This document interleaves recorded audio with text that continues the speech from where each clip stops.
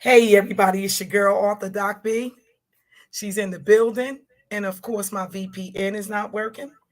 So, this is what we are going to do. I have to get this right.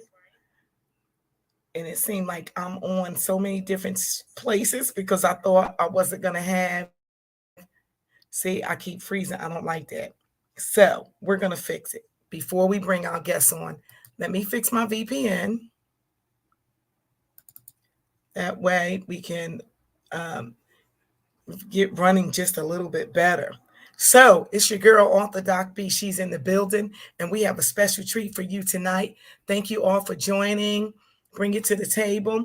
Bring it to the table is a safe space, a safe place where anyone can come. We're talking about addressing everyday people just like you and me, you and I. Absolutely. You and I are considered, you know what? We're not famous. I'm not saying we're not rich in spirit, but we're rich in other areas, in spirit and truth. How about that?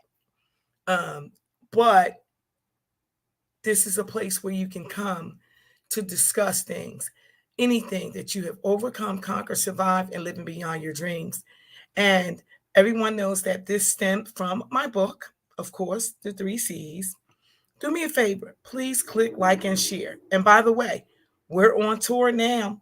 Yes, look out for us. We are in a city near you soon. So please look out for us. Now, the entire summer, I have been launching um, a series called Surviving Addiction. And everybody knows that I've had my own battles with addiction.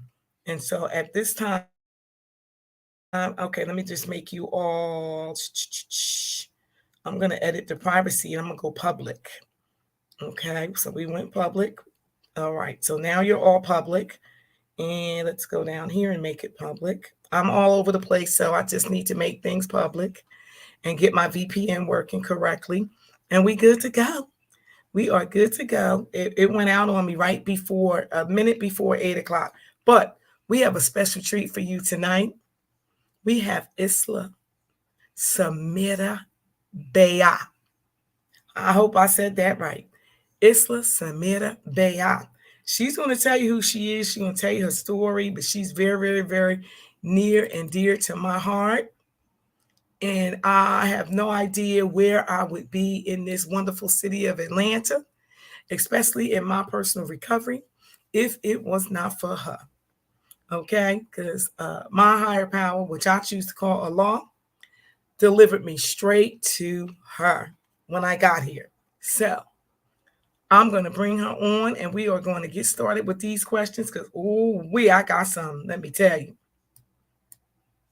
I got quite a few questions. I mean, this computer is acting up tonight. Okay, here we go. That's why I like StreamYard. Hey, Doc. Hey, I see y'all. Hi. Hey, Elle, how you doing? Thank you all for joining. Hi, Carolyn. Thank you for joining. I'm going to get started. Give me a minute. You know the computer acting up. Hey, assalamu alaikum, Miss Jackson. Hi, welcome, welcome. Thank you for joining. Hey, do me a favor, guys. If you're on now, do me a favor and click like and share. Please put those hearts up because, we want to feel that appreciation from the community. Every week I'm on here 8 o'clock giving out information, spreading the word of recovery. So, yeah, we're going to need some love tonight. Especially when this computer is acting up. I mean, the whole website is acting up, but it's okay. I'm going to bring her on, and she is going to answer a few questions. Now, I'm going to bring up the questions, and we're going to have a conversation. That's what we're going to do. We're going to have a conversation. People always say stuff like, what is the podcast all about? What do you do? This, that, and the third. Well, it's just another platform for information. Platform for information that we give out, and everybody knows that I love talking about substance abuse. Okay? Everybody knows that.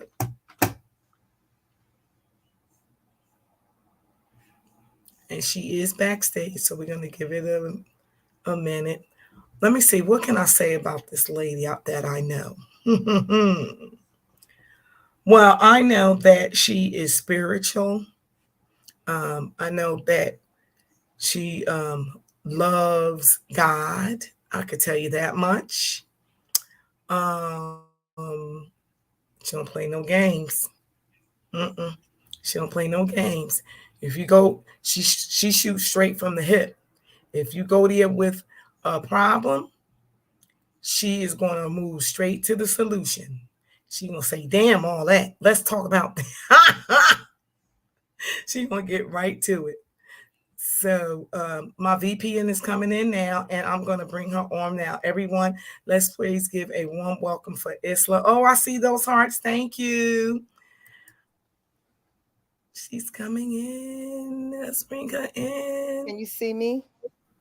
Yes. Hi, Isla. Yes, we can see you. Hi, Isla. Hi. You got to go up some more in your face. We see your pretty white shirt. That's beautiful. Okay, thank you. Okay, you got to go. There we go. Is that Up. better? Let me put my computer up so you can see me a little bit better. My VPN is acting up tonight. It's Is just that all of a better? sudden. Yeah, that's perfect. That is, isn't she beautiful, y'all? Where's those hearts at? She is so beautiful. Hey, Elroy, I see you. Hi, Dorcia. Thank you all for coming. Hey, Carolyn. Carolyn says she on the trip and she just logged in anyway. She on a trip. So, how you doing today? I'm doing well. Thank you Good. for having me. Yeah, yep. So your topic is surviving addiction. And that's been the whole topic all summer long. We got a couple of more weeks and then we'll be going to another topic. Okay. And then the second half is how you living. Living beyond dreams, your own expectations. You know what I mean? Because Mm-hmm. nowadays we put these unrealistic expectations on us, thinking, I know for me, I always. Exactly. Mhm. So we are going to get started with the questions. My VPN still loading, but I want to ask the first question. You ready? I am. Let's talk to the audience about who is Isla. Tell the people, who is she? I am Isla Samirah Beya. I Mhm. hail from New Jersey. Ooh, I was ooh. born, yes, I was. I was born in Orange, St. Mary's Hospital in Orange, New Jersey on Center Mhm. Street. I know what that is. Uh, in the early 60s, my grandmother, she moved and we moved to Newark, New Jersey. And that began, I guess, my mom's trek into adulthood with her two little siblings, me and my little sister. Um, I am the product of a partnership between Diane Preston and John Howard. They were never married, but I am their offspring. And I'm proud Mhm. to be their offspring. Cool. And so we lived in Newark for a while. We lived in Newark for the rest of my life until I moved to Georgia, actually, after, Oh. and I think I had one stint where I moved back to Orange, but primarily I was in central Newark, New Jersey. But I Mhm. got around all of the city. I'm surprised. I don't know you.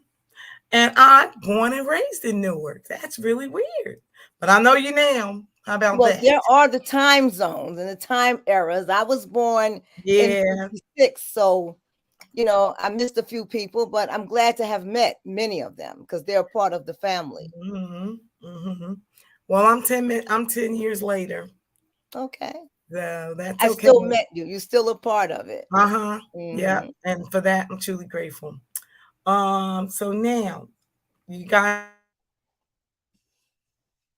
heard it. She's from Brick City. So I already know y'all on here supporting me because you always come. So guess what? Let's show her some love, okay? Invite someone, share, invite someone, put comments. We love comments, okay?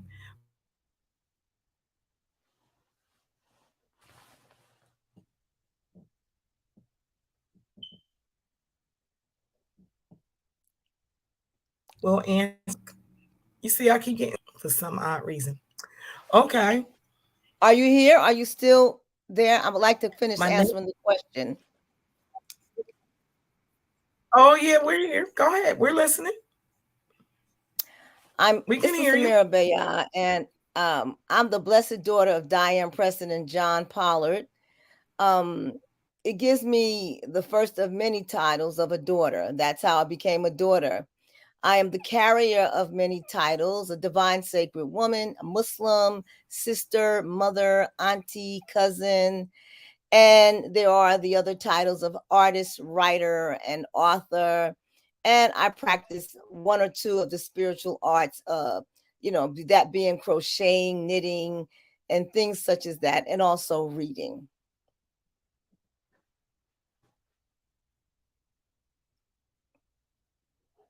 Are you still there? Hello?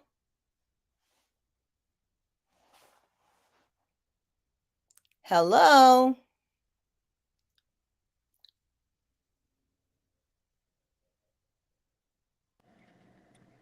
Hello? Yep, I'm here. We got disconnected a little bit there.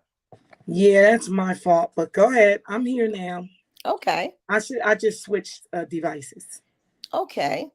Where would you like me to begin? We left off at where I was born and Well, just because I wasn't here doesn't mean that the audience but I did didn't not see hear anyone. At any rate, let's carry you. on with the show. I'm really glad to be here, and I want to thank you again, Hmm. Doc B, for inviting me to come and share a little bit about myself. We lived alone. As I said, my mother and father weren't together, and my mother adopted two of my cousins, and we were raised together at the same time. We lived in Newark, New Jersey. I can remember vividly the Great Migration from the South. That is people coming from the southern states. And, I would go out on a Sunday morning and there would be a family of six, and they were looking for the store. And so I met a lot of people like that. Hmm. And I was a child of the neighborhood, let me say that. And I knocked on people's doors to get service to help them go to the store. You Hmm. want me to watch your baby? Back then, it was no problem to seek work, or, I caught the bus when I was like 7 or 8, something like Wow. that. I knew the bus was 10 cents. And so Wow. I was able to get there. I walked places. I was in great shape as a That's little awesome. girl. That's But awesome. at any rate, there was a lot of the environment in which I grew up. It was a single family household. We lived in I think it was a tenement building in a poverty stricken area because I never saw white people. I can't remember. I think I saw them, but never in my neighborhood. We didn't go to school together. And if they did, I didn't know them. Hmm. Um, I sometimes say we grew up in abject poverty. However, I understand today that my mom had on two pairs of shoes when she had us, and she wore one and she gave me the other one. And she shared that one shoe with all of us. Hmm. So she did the best she could. And I'm very proud of her that Sure. she did that because I'm pretty good. I come from some good stock there. Hello, somebody. I Yeah. can attest to that. I can Yeah. attest to that. Someone in the audience is asking questions already. They're like, "What's her name again?" My name is Sister Robin. Islah Uh-huh. Samirah Bayah. You got it, Robin. That's Sister Robin. Hey, Miss Newsom. Thank you for joining. Hi, Marcia Moore. Thank you for joining. I see you all. Appreciate you all your support. Isla Samira Baya. You got it, Robin? Just give us a little hint there. Any more questions anybody have? Just put it in the chat and then you two are included and invited to the podcast to talk. Okay, we appreciate that. And please share this with someone. She said, got it. Hello, ladies. Okay, great. All right. And so, wow, you grew up in Newark. I grew up in Newark. That's crazy how the universe works. And then it brings us full circle all the way to Georgia, and then we meet. I'm like, this is amazing. What do you Yeah. feel about that? What are your thoughts about that? Well, I like meeting people from New Jersey. my very first trek to Georgia was in 1967. As I was mentioning to you, some of the families that I met, and they talked about Savannah. They spelled it out, and I was like, wow, I certainly want to go with them. And we did a lot of things together. And so I thought, well, wow, I'm going to go to Georgia. I come from a family where we never saw anything other than Newark, New Jersey on Clinton Avenue at that time. We had never gone out of the state. At least I had not. And a lot of family members around us, the neighbors and everything, they would go down south and up north, different places to visit, or they had people coming in. And that was the norm around that time. And I came to Georgia and I was in complete culture shock. Yeah. Now, mind you, I lived in the area where it was poverty stricken and it was the ghetto and all of that, but we had a lot of fun. We had Play Street. And oh yeah. We did a lot of activities in the summer. We danced. We saw stars. They came and sang at London Fair, which was across the street. Yeah. So it was a fun time, even though those were crucial times in my life. So when I can meet somebody or hear somebody that knows something about it, I met a Uber driver once, and he told me that he was from Newark, New Jersey, and he knew all of the spots, the stomping grounds that I was familiar with. And it was just some time. He said, I wish I could go home with you because we shared such homey moments, and it was a good time. Yeah. Wonderful. So you were in Newark during the Newark riots. Well, when I left July 1st going to Savannah, and I encountered such culture shock that all I wanted to do when I was to go home. I was a dark child that had what they called good hair. And when I got there, they kept touching my hair. Oh, she got that pretty hair. They had a knife in their hand because they were killing a pig. I wasn't Muslim then, but I had never seen a dirt floor, nor had I ever gone to an outhouse. Wow. And when we came down, we weren't able to get tickets. And so I cried the entire time. Aww. Mind you, I went with my sister, and she was having a ball, and I could not wait to leave. I cried so much. So they made me some pork chop sandwiches and put me on the train to go back to Newark, New Jersey. And I did, right back into the throes of the 1967 riots. Wow. And we weren't culture conscious. I mean, in my family, we didn't talk about it. I didn't know anything about race. I didn't know anything about what was going on. We were living in the couch of it. So what was there to experience? It's like, what's water to a fish, Yeah. So that's the way it was for me. And it was a frightening time. There were National Guards going up and down the street, snipers shooting. I remember hiding under my bed, hoping that I don't get shot by a bullet. Wow. They came into the building, and it was a little bit, it was a little bit frightening, a lot frightening. And what I was to come to discover later on is that the police shot most of the shots, killing a lot of people. Mothers died, children got hurt. A lot, I still don't know what it was about. I mean, I can explain it and I understand why they say what it was about, but it was very frightening. Nothing made sense to me. Yeah. Okay. All right. So you grew up in Newark. That was my question number 2. And you talked about the environment. So how was it in the household? In your household, was there was it gambling, drinking, and fun? Well, how was it in the household? Well, in a household where there's a single mom, there's poverty, there's alcohol, there was no card playing, but I would come home and they would have a setup. I don't know if you guys know what a setup is, that they would all be gathering around. Somebody would get a bottle. It always meant getting a bottle, and maybe some of the other neighbors would join in, and I could come home to that on any given day. Okay. It wasn't anything that I thought was unnatural because I saw it all the time. But there was a lot of despicable things that I call despicable in the neighborhood. I wasn't used to it.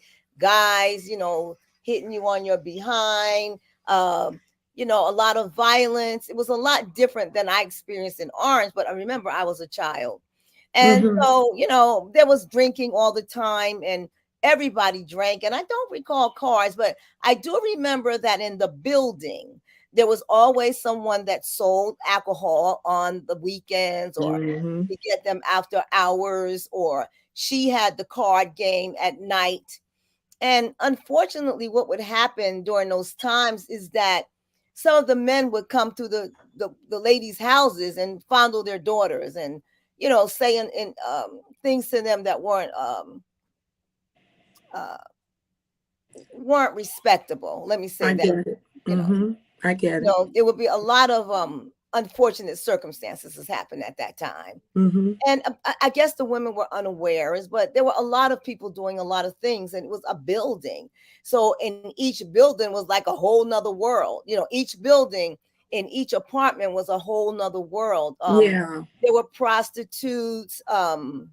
And let me just say that before moving to that part of Newark, we lived in another part of Newark called Broadway, which was down there near the projects, and Mm-hmm. it had a whole nother culture. There I did see white people, Spanish people, Hispanic, Mm-hmm. all lived on the same Yeah. block. There were people getting drunk, somebody would get Mm-hmm. beat up. So I lived in different areas. I lived in the Neck when we first moved to New Jersey. Hey, that's And my then I town. lived in North Newark for Ferry a great Street. deal of time, Mm-hmm. near Great. Ogden Street, down there where they still had brownstones. Oh, They've I all know replaced exactly all of where that that is. now. I know exactly And where I that went to St. is. Michael's School, so I walked from Peabody Place sometimes down to Bloomfield Avenue. I didn't even know Wow. that was Bloomfield Avenue. I just walked, carried my little blue book bag, and Sure. I was the studious student. So not Oh, all of it was like bad for me. okay. All right. Mhm. And so when did things take a turn? The audience is asking right now, how old is she? And when did things take a turn? I am 67. I was born May Woo. 23rd, 1956. Wow. Um, things took up, things happened really quickly. Like, I started hanging out, there was no lunch. So when I would come home, I would come home for lunch, but there was no lunch. And then I would just go back to school, have whatever that was there. Mm-hmm. Nobody said anything. It was okay. Mm-hmm. And then I had some friends in the neighborhood because I didn't really have friends. I had some, we walked. So we walked from Clinton Place near Blessed Sacrament School down Clinton Avenue. Some went on to the projects, and I didn't know it was the projects then, or that it was Mm-hmm. bad. I just knew that that's where Mm-hmm. they lived. Mm-hmm. And so we did that a lot. I walked a lot in New Jersey. I was quite fit, I would like to say, but I walked in North Newark. I walked around Clinton Avenue, and I walked all over. It was nothing to walk downtown, walk across town, and all of that. So during those times, I met a lot of people. People Okay. that did a whole lot of different things. One of the first things I encountered was that they played hooky. Now, I didn't have an idea about what hooky was. What's hooky? And so, hooky is when you skip school. Yep, I You're supposed know to go to that, but school you were that saying day, back then, don't make it to what's hooky? school. And they would be having a party, So, Mm-hmm. Sometimes when I would come home from lunch, they said, "Come on upstairs." Oh, I ain't going up there. I'm going back to school, child. But I would go back to school. And one day, as I came home for lunch, and there was no lunch, they was talking. But we got something to eat up here. And there I went. Oh, I got And you. I see. I see. I started hanging out with them, getting involved in the streets. I Sure. started taking my mom's clothes because she had nice clothes. I love the way my mother was a good groomer. She combed our Mm-hmm. hair. She ironed our underwear. She ironed every single thing, her pajamas, everything. So we were always clean. We might have been hungry, but we were clean and our hair was dead. You know what I mean? So Right. I appreciate, and she did others' hair. So there was somewhat of a way to live, like you could do things on your own and take care of Sure. yourself. So I Sure. appreciated that. So eventually I got involved with the wrong crowd. I started hanging out in the street. The first thing I wanted to do was smoke cigarettes because I don't know about people. Before you could do anything, you could always take a note from your mama and go to the store and get some coffee and cigarettes Yeah, I and bring remember it those back. days. I remember those Nowadays, you can't days. even get cigarettes or anything like that. Mhm. Let me just read this from the chat. Somebody is saying in the chat, that they used to say the same thing you said too. They used to say those sayings and everything, playing hooky and stuff. And then Mm-hmm. they're saying, yes, tell a story. And then they're saying Mm-hmm. these days that they are doing much more than what you described. That's what they are Absolutely. saying in the Um, comments. And I just so, thought we were having fun. mhm, But they were that's yes, when you could meet your guy, you could kiss on a guy, you could dance the slow record, dance sure. the fast records. It was a social time. Nobody was going to school. And I was so young, I didn't know something was really wrong with that. That just seemed like a cool thing to do at the time. Hmm. So I Hmm. participated in that. And as I did that, I got introduced to many, many things that were not beneficial for me. And I indulged in them pretty much. It took a while, but I eventually indulged with them, smoking cigarettes with them. You know, they introduced marijuana, they introduced alcohol, and alcohol was easy to obtain because there were so many. I did have family members that drank alcohol. Hmm. Hmm. Okay. All right. So, did you end up going into college at all? Did you finish high school? Well, I had gone to Catholic school until the sixth grade. In the Hmm. seventh grade, I went to public school, Hmm. and it wasn't comfortable for me, so I dropped out. There are a lot of things. There was a lot of bullying, a lot of violence, a lot of Hmm. drugs, a lot of alcohol. A lot of things were going on that I didn't want to deal with. Plus, there had been things going on in my house, whatever. So, at any rate, I went to Clinton Place, and I didn't go to school after the seventh grade. Okay. I eventually went to a boarding school, and I was able to. I wanted to get into my correct grade because by this time I should have been entering the ninth grade, and I then took the GED test, and after I studied for it and everything, they said, "Oh, I'm sorry, we changed it. You can't. You have to wait till you're 16." What in fact had Oh, happened is that I fasted, and they couldn't give me a diploma at 14. So they told wow. me that they couldn't even put it in. I said, "Well, how did they do?" They said, "We don't know, you know." So Hmm. I waited until I was 16 for them to tell me that you passed the diploma, you know. In Okay. retrospect, I often say I wish they had told me back then. Maybe I would have did another way. But this was the way my storyline was to go. Okay. Well, thank you And for that. eventually, pardon me. I said thank you for that. Okay. Thank you for that. You got a lot of questions in the chat. They're questioning it up, girl. Well, They're I hear saying, there's did you some of the guys have a questions I can answer. First of all, let me say that okay, I at GED when I got to GED, I then later around 80, 79, I went to Bloomfield College. I okay, stayed there 2 semesters. I didn't know anything about going to college. I knew people that had gone to college and said, "I've been to college." So okay, that gave them a level of prestige because they had been to college. I didn't know anyone else that had completed college. And if I hmm, did know them, that wasn't very important. But if they went to college, that was enough for me. okay, So I did do that.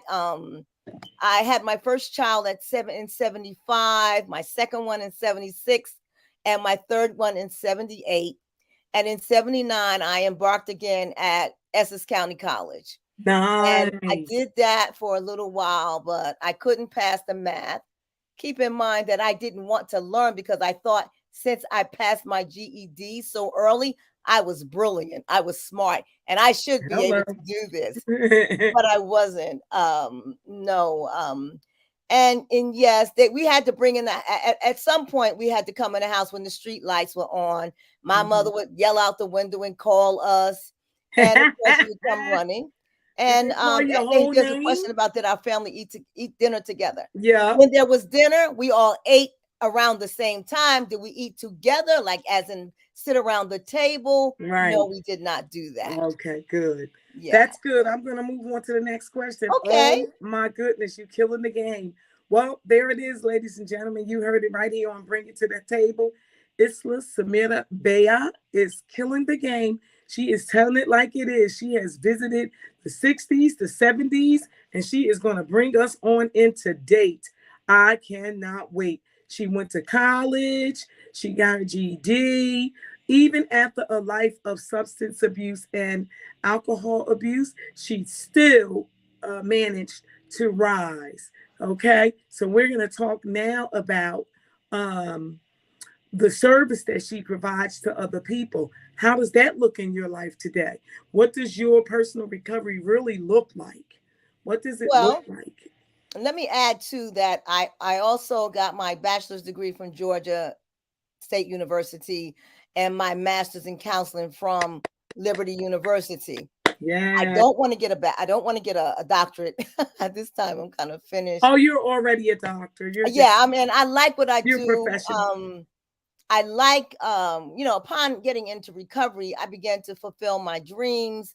I published a book of, I co-authored a book of poetry, and I began to get published in some magazines, and there was a lot going on. But as I got into the recovery part, I was always a person of service. I was always, like I said, I was going to the store for people, helping somebody out with their Yeah. children, babysitting. I always did that. And doing So hair. Remember you told me you was doing the older lady's hair.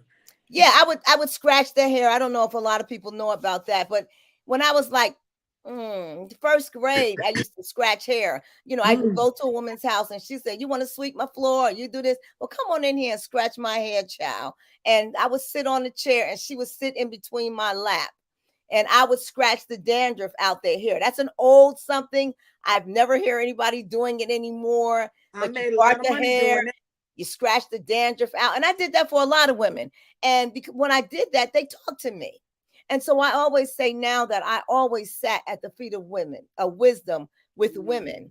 So I love the community of women, but I love all of us now because I've learned to respect and have a good, better relationship with everybody else. So you said you wanted to know what again? Let me see. What was my next question? That one was, oh, you talked about being in service. And how important is that? Why is Well, that important a part of when I being? got clean in New Jersey, Mhm. they had some other meetings for alcoholics, but they were starting up this new program. Okay. And so a group of us, a lot of us, we met. I had joined the Nation of Islam. So I had been a Muslim now for some time now. And one of the things I remember is walking into one of those rooms and someone said, "Oh, I prayed for you to come." And I believed her. Mm-hmm. And since there was not a lot, we began to, they invited us to come. Can you bring one here? Can you bring one here? Can we Mm-hmm. start one here? We started some in the project. We started a lot of them. We did too. We went to H&I was on Mm-hmm. the I would go to hospitals and institutions. I was on a phone line to help assist others who were in Nice. need, and we had relationships with everybody. So it was a wonderful time. It was Mm-hmm. a wonderful time. And how important is that today? And how much screen time do you have in sobriety do you have? Today I have 38 years. I'll be celebrating 39 in January. Um, it is Wow. very important because just last year I went to Egypt to a recovery meeting, to a recovery convention in Egypt, and Nice. this was not their first one. They have them all over the world, so different Mm-hmm. people are getting them. And I can remember when I first, got here in Georgia, that I went into chat rooms and could get to a meeting at that time, or I could go anywhere. So now they have them virtual, so there is no reason for someone not to be able to get that assistance. Hello. But everybody is not interested in that way. There are other methods of recovery, Mm-hmm. religion, psychology, family members. Sometimes, it's a situation where one person left and they have to come back. So Mm-hmm. it's a very good opportunity for people in this day and time. Yes, yes, And yes, mental yes. health as well, because we don't only suffer from addiction and sobriety, alcoholism. We suffer from abuse, from mental health, and we're not perfect. We don't come with a manual. Absolutely not. But would you say that being in service to others is the premises of how you thrive? How does thriving look? I think that connecting with people, making a connection, not just going there and listen to their stories and talk about how sad they are, Mm-hmm. but it's making a connection with another human being, somebody that hears you, that Mm-hmm. you can hear. I think Mhm. that's very, very important because nobody's heard. We talk a lot and a lot is said, Mm, but nobody is heard and no connections are actually made. nice. Sometimes there are, and in those that are, there is some connection to help you. There's Well, there always, it is, he ain't not folks. heavy, she's my sister. You know, Uh-huh. he's not Hmm. heavy, he's my brother. It's always that kind of a thing. Well, there it is, folks. You heard it, didn't you? Right here on Bring It to the Table with your girl off the Doc B. She's in the building with Sister Islah Samirah Bayah. I love saying that name. Fits you perfectly. Oh, Thank they're in the you. chat saying, Amen. Congratulations. You're so beautiful. And somebody said, my auntie used to ask me to do the same thing, scratch their head and stuff. It was a You know? very common thing. Mm-hmm. When I Yeah. mentioned to some people today, they're like, "What? Who would do that?" I remember that too, but I made a lot of money scratching head, honey. That's Oh what yeah, I I got did. paid now. I made a I got lot of paid money. going to the store. I got paid for Mm-hmm. everything. I watched the baby while you run to the store. You know, I would Mm-hmm. even do laundry. I had a lady I would do laundry for. I would Mm. take the bus to her house because back then you could take the 13 from Clinton Avenue back to North Newark, Yeah, and I could get right there for 10 cents. yeah. Wow. Boy, you going way back in. I love when you talk about my stomping grounds. I love it. I love it. I love it. So what's next for Islam? What's next? No, wait. Let me say this. Where are you right now in your life, your overall life? Why is it that how do you feel living beyond your dreams? Like what does that look like right now? What's going on? Oh my goodness. I mean, the fact that I'm still alive, I never thought I would live to 21, first of all. Wow. So when I was 30, I had a thank God I'm alive party because I was 30. You know, so then the Wow. years followed and I moved to Georgia. I've now traveled across the country. You know, I've Yes. been to several states and I like doing that. I like, you know, I'm still good for a 3 or 4 hour drive, you know, in all directions. Mhm. I have 3 children and I'm a grandmother. You know, I have 6 wonderful grandchildren from 29 to 8. Um, I forgot to add that in '86 I wrote a book. I co-authored a book of poetry and it was published. I did mention that, I think. Yeah, you did. So I'm about to begin that again.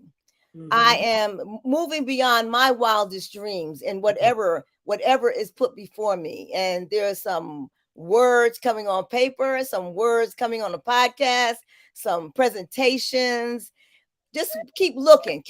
I'm still on the move, and as long as I'm on the move, you know, I have a spirit. I have a God. I choose to call Allah, who guides me in every single thing. My steps are ordered in such a way that I follow them. You can listen to them. You know, which way should I go? Now I have a direction, but you know, I have to pay attention to the signs of what's going on so that I can take that direction. And so I just came back from living in Vegas for 2 years. I lived Yeah, in Phoenix for a while and I yeah. stayed in LA for a while, but I was guided back to Georgia to begin this new chapter of my life. Oh yeah. So keep listening, keep Yes. listening. It's Well, coming, it's coming. yes, that's gonna be my closing when I say that though. That Isla is one of the women that you should be looking and following moving forward into 2024. Don't be surprised. She's definitely one you should be looking at because there's going to be some amazing things. Now, let me ask you a question. Did you get out some of that poetry stuff you got? I Did you get did, out? I did, I Oh, did, I give us did. some. Can you give the audience some, please? She I is sure will. so I sure will multi-talented. because you know, I'm Multi-talented. finding that these words were true then and they're true now. Mm-hmm. So I'm going to read one. This poetry is very old, and thank you, thank you, thank you. I'm loving it. It's wonderful. And this one is called Spiritual Growth, Not a Competitive Sport. Mm. When in the competitive spirit, please don't include spiritual growth, mine's versus yours. It's not a sport, at least not to me. When you feel like counting my prayers against yours, don't. Please don't. Every breath I take is a conscious contact. My feet are spiritual. They've taken me many places. My hands are writing these words. This is spiritual. My love is spiritual. Who's counting anyway? The books, the prayers, the songs. Love is spiritual. Mm, Love somebody, yourself. That's spiritual, not competitive. The race is inside yourself. There are no opponents and there is no prize. mm. Only rewards. The judge, your creator. Not a race, just a place we pass through once in a lifetime. Wow. Somebody said, that's it. I'm gone. Please. I need that. I need that. Thank you. That's That's Robin. one of She them that I said, wrote great back then, and example. they're still true. So I love it. I love it. Hmm. I'm willing to And go ahead. she says that you are a great example for people and for your life. Said the process is understood once it's done and conquered, that you have conquered these things. Yes. So real. She says that you are so real on many levels. And you are not lying about that. I am a daily witness of the realness. Okay. You can't get no realer. That's why she in my life. And I'm Okay. also I've overcome many illnesses. I Hmm. had 2 strokes. I Hmm. had C. diff, which is a fatal disease coming from antibiotics. I had COVID. I've survived quite a few things, and so I'm Mm. very, very grateful that I can sit here and talk with my breath. My breath. That's the Mm. conscious contact that I respect. And Wow. thank you for your comments. Yes. Thank you all for joining. I really do appreciate it. Any final words to the audience? What would your final words be to someone, especially if they're struggling in any area of their life? What would Isla's, hey, can I just tell them what I thought of for you? I'm gonna just tell it. Can I Okay, tell well, it? Because you you know tell I it. cannot hold it. I can't hold it. It's the podcast is gonna be Moments with Isla. So if there's a moment that the newcomer or anyone can have with Isla, whatever they're going through, what would Isla say? Moments with Isla. Here's that moment. The world has turned to recovery because the world is healing. The world needs to heal. Everybody is suffering from something. Reach one, teach one, Mm-hmm. teach another person. As soon as you learn something, make sure you pass it along. That is the word. And that is the way the world is turning as it is. Every single thing back in 1985 or 84, something like that, you didn't hear a lot about recovery. Everything is about recovery now. Recovery in the hospitals, recovery in the church, the church is recovering. The paradigms have changed. So just follow the loop. Don't be afraid to ask for help. There is so much help available. And that's one of the things that I did when I was a little girl. I was the only one that I knew that had gone to counseling.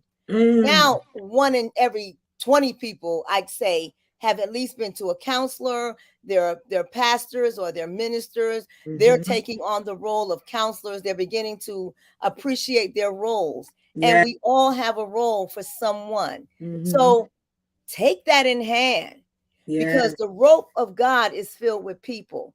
You Yes. know, you're not going to get a rope from the sky. You're going to get people from the Mm-hmm. sky. They're going to come from nowhere. But take that rope and go with it. You'll be surprised, as Nice. I am where I'm at. Well, there it Thank is, you. folks. You heard it right here on Bring It to the Table. Take that rope. Each one teach one. These are our lessons tonight. These are our lesson. They said, thank you for the word tonight. That's Robin. She stayed on the whole time. She's like, thank you, sister. You know, Thank you. Thank you yeah. so much. Mm-hmm. Yeah. And so I want to thank you for coming on. I'm looking forward to Moments with Isla. I can't wait till we set it up. I'm looking forward to your books coming out and everything. Looking forward to greatness, working side by side with you on this journey called life. So that's it for all tonight, y'all. Peace, love. We love y'all. And Doc B, we'll see y'all on next week. Ooh, we got a medium coming on at 7. And then we have Paul from Philadelphia is coming on to share his recovery story. And a medium is going to tell us about light and love. Okay? Light and love. Her name is Stacy. Stacy is from Pennsylvania as well. Paul is from Philadelphia. I have 2 segments next week because the following week ain't nothing. I'm going to see my grandbaby. That is Labor Day weekend, and I'm out of here. Okay. Thank you, Isla. Love Thank you. you so very much for having me. I All really appreciate right. I it. love you too, Robin. Thank you, Best. Thank you, Carolyn. Thank Love you everybody so for much. coming. Thank you. Please keep coming. Come back next Thursday because there ain't no one after that. That part. Hi, Isla. I love you, sis.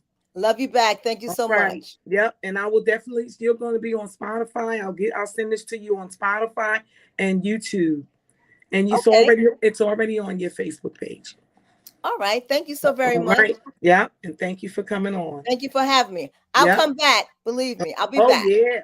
Yes. She's gonna be because you have to give updates of your progress. You Yes. have to give this is like a launch, a kickoff to Yes, it is. Isla stepping into her next level.